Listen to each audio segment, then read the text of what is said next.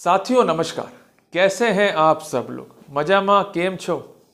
आज favourite chapter जो है पढ़ाने वाला हूं आपको, section 12 of the PC act. Section बहुत ही इंपॉर्टेंट है, बहुत ही कॉम्प्लिकेटेड है। कारण क्या है कि जब भी हम बात करेंगे पीसी एक्ट की तो हमारे दिमाग में एक ही आएगी बात, रिश्वत को मांगना,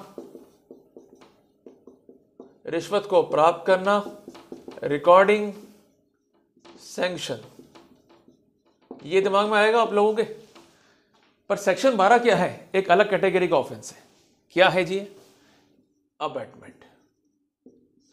4 अल्फाबेट बड़े खतरनाक हैं हमारी जिंदगी में। अबैटमेंट। अबैटमेंट अगर आप किसी क्राइम का कर रहे हैं तो आईपीसी में भी ऑफेंस है, पर इसके साथ साथ अगर आप प्रिवेंशन ऑफ करप्शन एक्ट में कोई क्राइम अबैट कर रहे हैं, then again it would be an offense under section 12 of the PC Act. Section 12 PC Act recently amend हुआ है। पहले क्या था कि जो कोई व्यक्ति धारा 7 या धारा 11 PC Act का ऑफेंस अबैट करेगा, भले ही ऑफेंस हुआ है नहीं हुआ है बात की बात है, पर अगर ये प्रूव हो गया कि सेक्शन 7 और सेक्शन 11 के ऑफेंस को अबैट किया है, then he would be a guilty. पर यहां पर क्या हो गया कि कोई भी अपराध जो कि पीसी एक्ट में है उसको अबैट कर दिया, भले वो अपराध हुआ या नहीं हुआ, then the person would be the guilty of section 12। तो हमें एक बात समझनी है आज के अध्याय में जहां हम शुरुआत कर रहे हैं। क्या बात समझनी है? अबैटमेंट है क्या? यही बीमारी है, इस पर आपको काम करना है। एक्चुअली एक बात समझो, कई लोग जो है वर्कआउट करते हैं कि हमें बचना है बचना है बचना है, तो आप भागो तो सही ना, आप सही भागोगे नहीं तो बचोगे कैसे? आपके साथ प्रॉब्लम क्या है कि जब भी ऑफेंस आएगा तो घबरा जाएंगे जी, अरे सेक्शन 12 लग गया, सेक्शन 7 लग गया, सेक्शन 8 लग गया, 9 लग गया, 10 लग गया, तो लगेंगे। लोगों को तो एल लग जाते हैं, आपकी धारा लगी है। इंपॉर्टेंट बात समझ लो कि अबैटमेंट जो हम देख रहे हैं ये क्राइम तब बनेगा जब क्राइम हम इसे बनने देंगे। अगर हमने इसे क्राइम बनने से ही रोक दिया तो हमें कोई तकलीफ जो है वहां पर नहीं होनी है, क्योंकि उनका तो ड्यूटी है प्रोसिक्यूशन का कि it is a crime, you have abetted, the offence has been committed, you are the culprit, but don't worry, I am with you. हमें क्या काम करना है कि क्राइम की जो बेसिक प्रोटोकॉल है उसको ही ब्रेक करना है। अगर हमने चेन ब्रेक कर दी तो हम इस सेक्शन को भी इजीली ब्रेक कर देंगे। तो आज पार्ट 1 में हम सीखेंगे इंसेप्शन पर, प्राइमरी की पर, कि हमें कैसे ऑफेंस को जो है ब्रेकआउट करना है, कैसे उसे क्राइम बनने से रोकना है, ताकि हमें कोई भी प्रोसिक्यूशन का खतरा नहीं रहे, और प्रोसिक्यूशन हो भी गया है तो हम इजीली एक्विटल हो जाए। क्लियर है? अब एक बात समझो, जब भी क्राइम होगा तो 2 तरीके से होगा, या तो आपकी मेंस रिया है या फिर आपकी एक्टस रिया है, या तो कोई आपने काम किया या आपकी दुर्भावना है। पर कानून क्या बोलता है कि जब ये दोनों मिलेंगे तब ही क्राइम बनेगा, अगर ये दोनों नहीं मिले तो क्राइम नहीं बनेगा। उदाहरण के लिए, अगर ए बी के पास जाता है और बी से कहता है कि आप मेरा काम करा दो, मैं आपको पैसा दूंगा, अबैटमेंट, इंस्टिगेट कर रहा है, उकसा रहा है, पैसा ले मेरा काम कर। क्या कर रहा है? उकसा रहा है, पैसा ले मेरा काम कर। बी जो है जाता है एसीबी के पास में कि भाई ए जो है मुझे परेशान कर रहा है और मुझे ब्राइब अमाउंट देने का जो है प्रयास कर रहा है, और ब्राइब देना इटसेल्फ जो है ऑफेंस है। क्लियर है?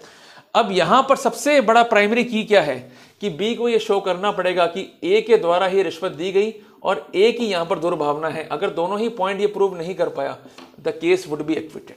तो बेसिकली पार्ट 1 में हम क्या बात कर रहे हैं कि हमें अबैटमेंट का जो बेसिक प्रोटोकॉल है, मेंस रिया और एक्टस रिया, उस पर हमें काम करना है कि अगर हमने इस प्रोटोकॉल की चेन को ही तोड़ दिया और ये कोर्ट में प्रूव कर दिया कि अक्यूज की दुर्भावना नहीं है, पहला पार्ट ब्रेक कर दिया, या अक्यूज ने वो काम ही नहीं करा है, तो basic chain, basic implication, primary की जो है इस ऑफेंस की यहीं पर ब्रेक हो गई। प्रोटोकॉल ब्रेक हुआ तो वहां पर कोर्ट जो है क्वेश्चन मार्क खड़ा कर देगा प्रोसिक्यूशन पे। और एक मजे की बात समझ लो कि सेक्शन 12 में हमारे खिलाफ प्रिजम्पशन नहीं है। इसका अभिप्राय क्या है कि हमें अपने केस को प्रोबलाइज नहीं करना है, उनको अपना केस प्रूव करना है 100%। तो यहां पर प्रोटोकॉल लागू हो गया 101 इंडियन एविडेंस एक्ट का, जो कहता है जो आरोप लगा रहा है वो साबित करेगा। क्या साबित करेगा? जो आरोप लगा रहा है उसको साबित करेगा। तो साबित करना है प्रोसिक्यूशन को अपना केस। अगर प्रोसिक्यूशन साबित नहीं कर पाया, 2 बातें हैं। वो 2 बातें क्या है प्राइमरी की में? सेकेंडरी की अपन पढ़ेंगे बाद में, सेकेंड चैप्टर में, कि मेंस रिया थी, दुर्भावना थी, दुर्भावना से काम किया गया और काम करते हुए मुझे अबैट किया गया। अबैट क्या किया गया? पैसे ले और मेरा काम कर।